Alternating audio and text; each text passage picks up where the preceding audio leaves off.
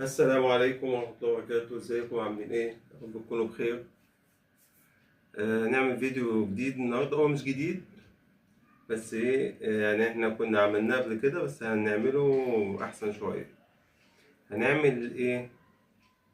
هنعمل باور بانك يشغل الراوتر، يشغل النت أثناء انقطاع الكهرباء. تمام؟ لما الكهرباء تقطع طبعا النت مش بيشتغل. أنا كنت عامل راوتر وفي الفيديوهات بتاعتي هتلاقيه، بس كان بيقعد ساعة ونص. تمام. احنا هنعمل ايه؟ راوتر هنزود القوة بتاعته، هنضاعف القوة بتاعته. القدرة بتاعته يقعد ايه؟ حوالي ممكن بقى ساعتين ونص، ساعتين ونص اكتر كده يعني. ده هيشغل لنا ممكن الراوتر، وممكن يشغل لنا الرسيفر. لو انا طبعا في ناس كتير بتطلع فوق السطح تشغل، تظبط اشارة الطبق بنفسها. انا مثلا بظبط الطبق بتاعي بنفسي. فكنا الأول بقى نطلع تلفزيون ونطلع وصلة كهرباء فوق السطح عشان نظبط الطبق. دلوقتي لأ، في جهاز بيظبط الطبق، أو في في وصلة كده بتشغل الموبايل كمان على الرسيفر. أنا ممكن آخد الموبايل والرسيفر والباور بانك اللي أنا هعمله ده، وأطلع فوق السطح أظبط الطبق بتاعي بأجهزة قد كده، حاجة صغيرة مش شاشة والكلام ده كله. تمام، ما علينا، هنبدأ نشوف هنعمل باور بانك ازاي.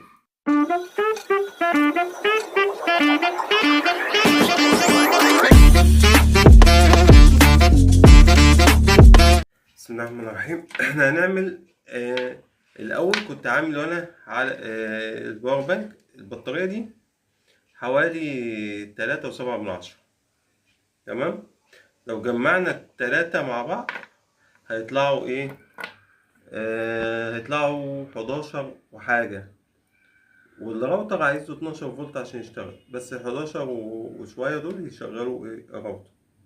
تمام. انا كنت مشغله بالتلاتة دول بس، التلاتة دول كانوا مشغلين الراوتر، فانا هضاعفهم هعملهم 6 عشان يزود لي الايه، يزود لي الفترة بتاعت الايه، التشغيل.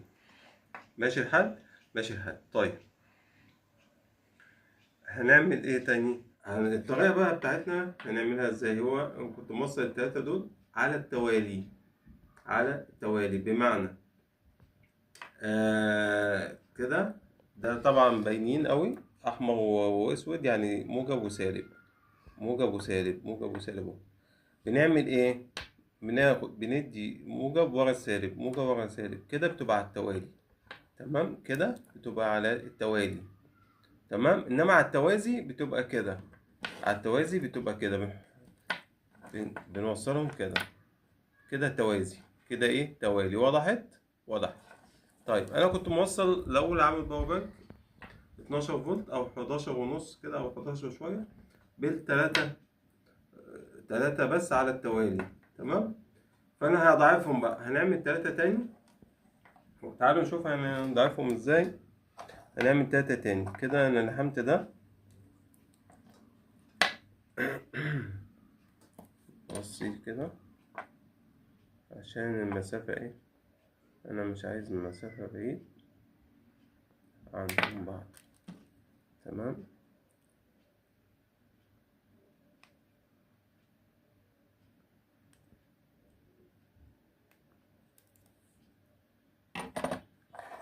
هنلحم سالب الموجب ده في الايه، السالب ده، نلحم الموجب في السالب.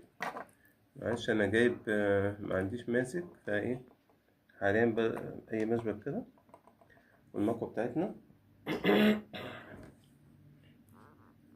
وده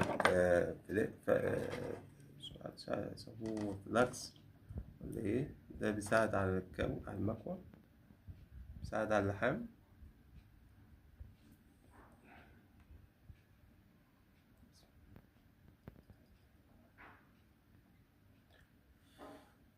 تمام. لزقنا دول. اللي بعده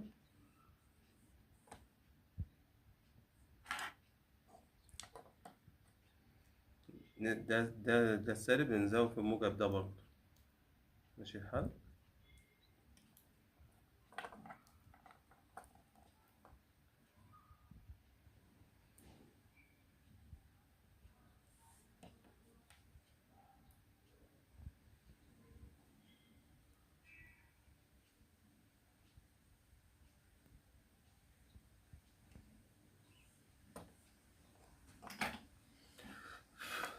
تمام. طيب عملنا 3 تاني على التوالي اهو، واضحة أوي أوي يعني. دول 3 على التوالي بيديني 12 وشوية، 12 فوق ال 12 فولت، فوق ال 11 فولت، يعني هيشغل الراوتر إن شاء الله والريسيفر.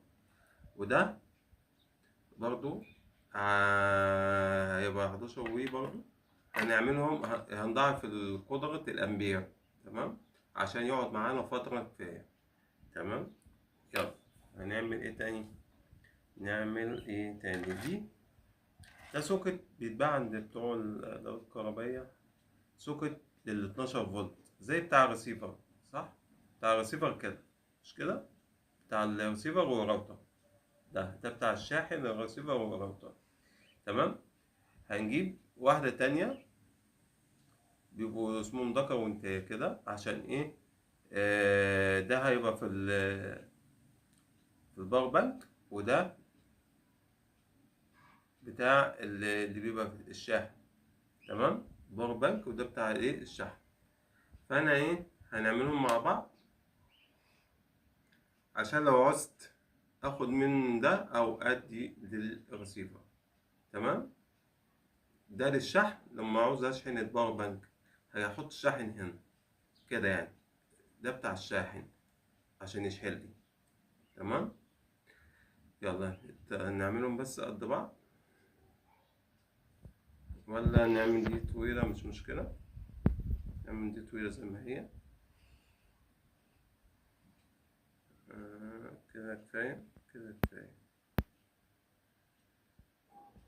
أنا مش عارف أخليهم جنب زي بعض كده أفضل، خليهم زي بعض أفضل. ماشي الحال. يبقى نقص كده.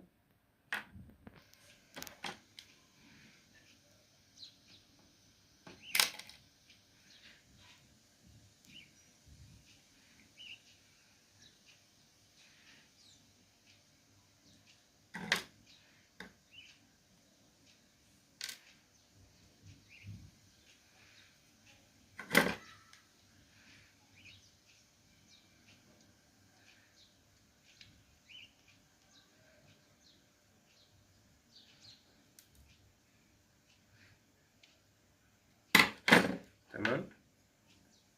تمام. نحط الموجب مع الموجب، والسالب مع الايه؟ السالب.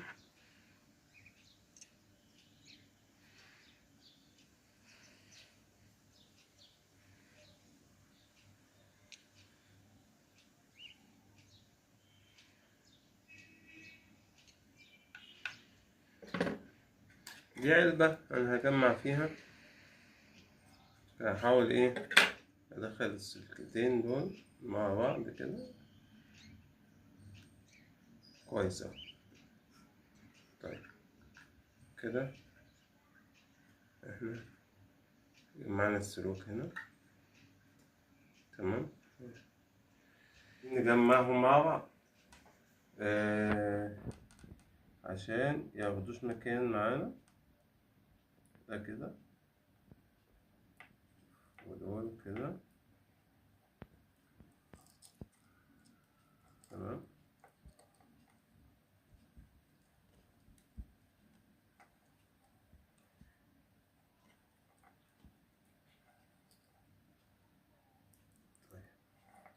ننزل الأول دول كده عشان الدنيا تبقى واضحة معانا بشريط بلاستر.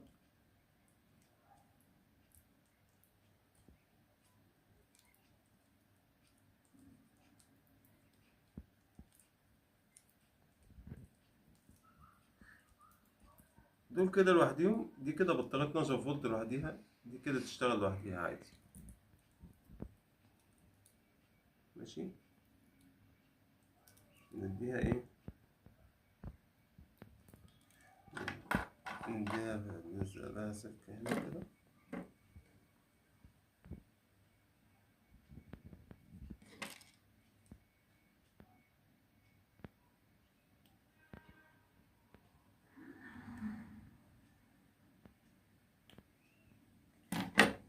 هاخد لها دي قوية شوية، دي قوية شوية.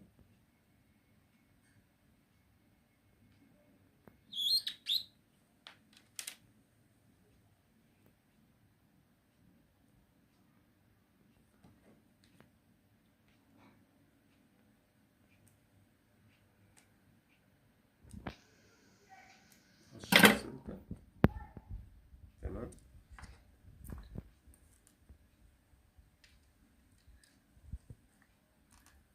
يبقى نلحم دي هنا.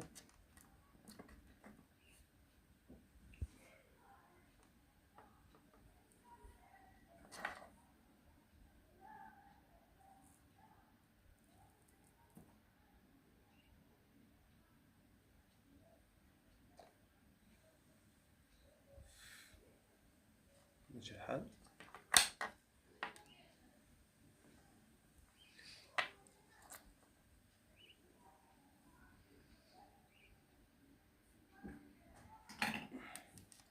ونلزق دول كمان مع بعض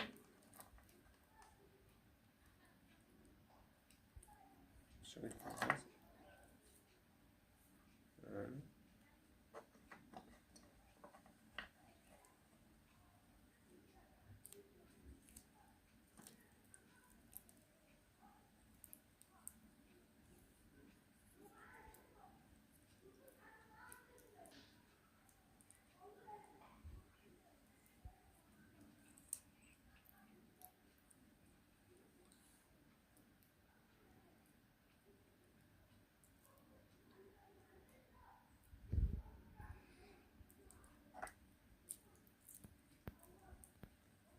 تمام كده.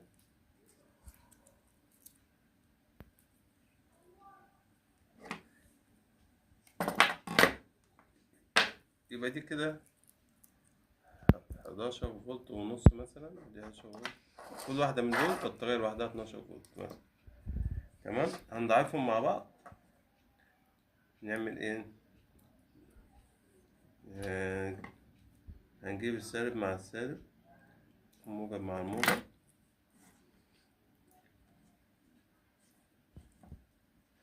ادي السالب مع السالب، ونطلع الموجب مع الموجب هنا. تمام.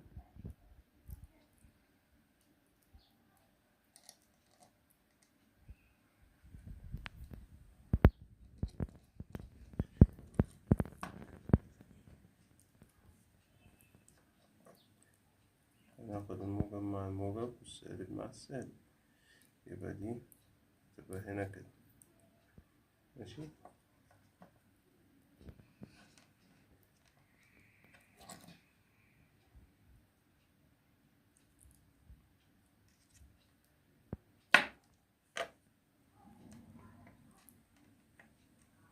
دي ملهاش لازمة،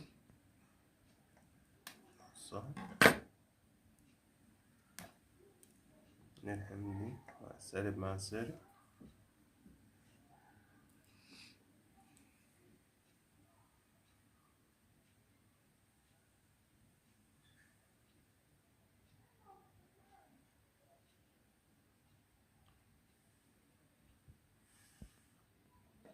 تمام. وموجب ايه مع موجب هنا.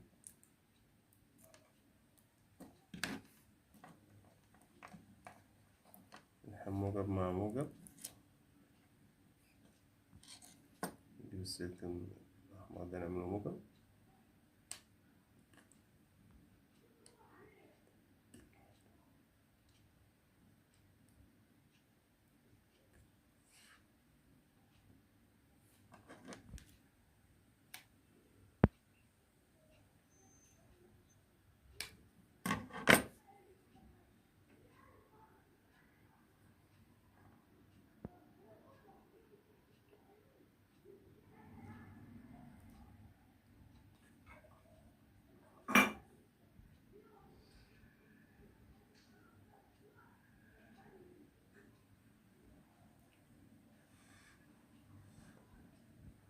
تمام.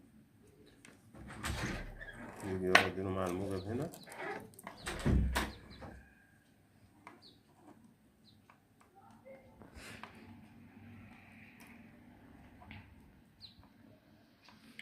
نشيل دي عشان صغيرة، ناخد الموجب مع الموجب.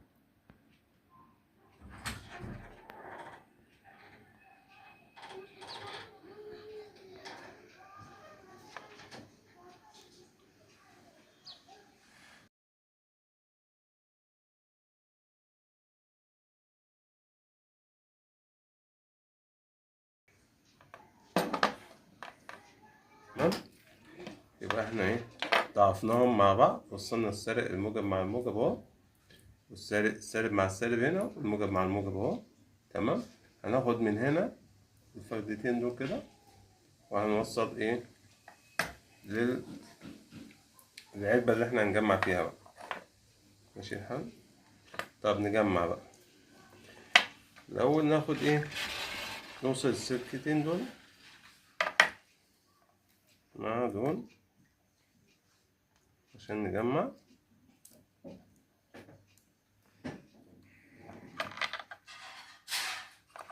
عايز بس اشيل الحتة دي بس.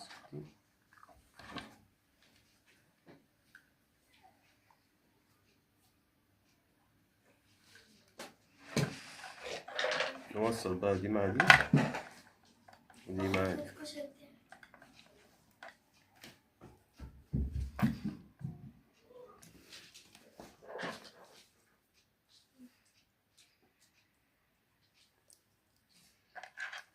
نحط دول اللي احنا دخلناهم جوه العلبة، نحط الموجب مع الموجب.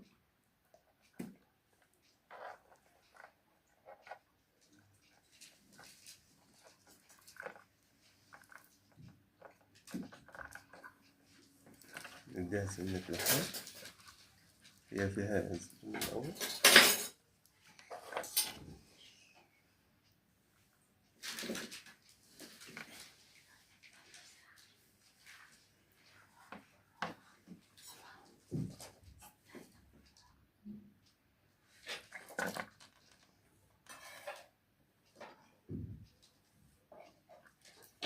تمام، لحمناها.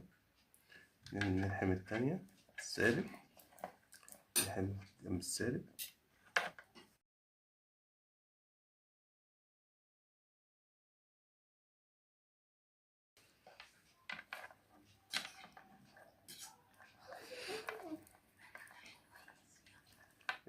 نلحم دي كمان.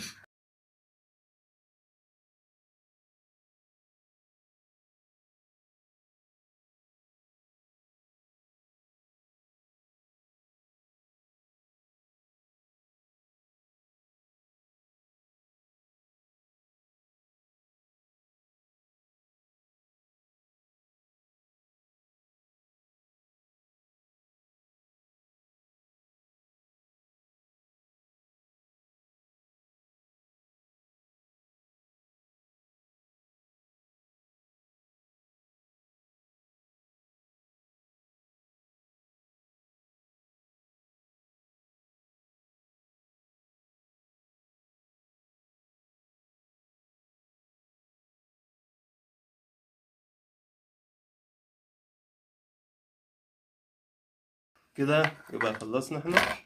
نجمع بقى. طيب عشان بس ما يحصلش ايه اي اخطاء، نغطي الطرفين، السالب والموجب، نغطي الطرفين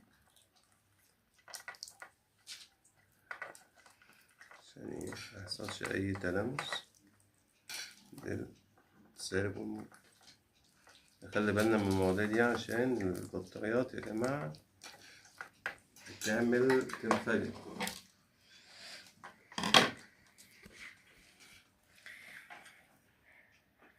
نغطي ده كمان.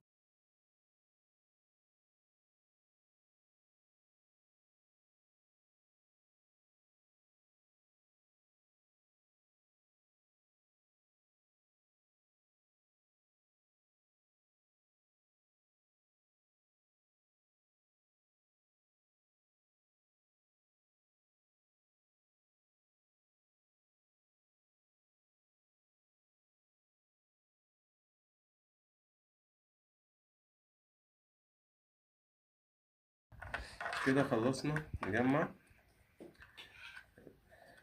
دول مع بعض ودول مع بعض في علبة واحدة. تمام.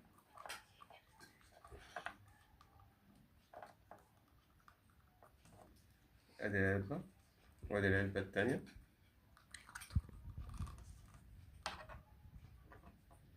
متنسوش المقادير كويس، أهم حاجة المقادير دي كده واصلة كده بينهم.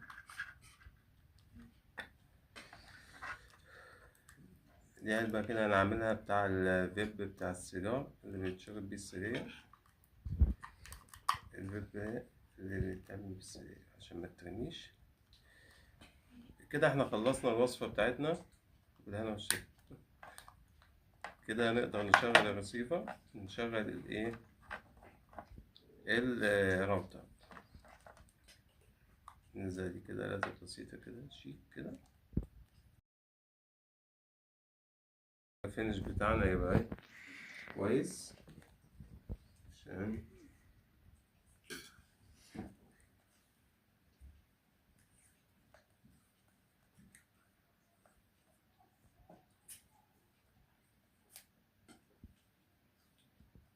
بس كده خلصنا. كده خلصنا باور بانك يشغل الرسيفر ويشغل الراوتر. نجرب مع بعض. رجعنا تاني جبنا راوتر هنجرب عليه الباور بانك اللي عملناه. تمام. ده طبعا فيه سوكتين اهو زي ما قلنا، سوكت هيبقى للراوتر وسوكت للشحن لما نعوز نشحن الباور بانك. طيب نجرب بقى. بسم الله الرحمن الرحيم. الحمد لله اشتغل اهو. زوم على الباور. بص اشتغل اهو. ادام الباور اشتغل طبعا انا فاصل الداتا منه سلك الداتا عشان انا بعيد عن السلك شويه، فقلت اجرب لكم بس كده تجربه. بعد كده انا بنص ادام اشتغل باور يبقى يشتغل اهو. بصوا ده الشاحن بتاعه اهو، وبنفس الشاحن هنشحن بيه الايه الباور بانك. نجرب كده اهو يا جماعه. الشاحن عادي، ده الشاحن بتاع الراوتر شغال اهو. طبعا لمبه واحده للنار عشان مش موصلين سلك الداتا. تمام. نشيل الشاحن نحط الباور بانك نفس اللمبه اهي اللي ورا الباور. تمام. نجحت التجربه الحمد لله. كده معانا باور بانك يقعد ساعتين ونص او 3. طيب عايزين نشحنه بقى خالص. السوكت التاني ده للشحن اهو كده يشحن، يقعد نص ساعة او ساعة ساعتين زي ما تحبوا. تمام. يبقى كده بنشحن اهو. في اثناء انقطاع الكهرباء هنشغل الباور بانك بتاعنا على راوتر. وكده نكون خلصنا الفيديو بتاعنا. الى لقاء اخر في حاجة جديدة ان شاء الله. استنونا هتستفادوا معانا ان شاء الله في فيديوهات كتير. شكرا والسلام عليكم.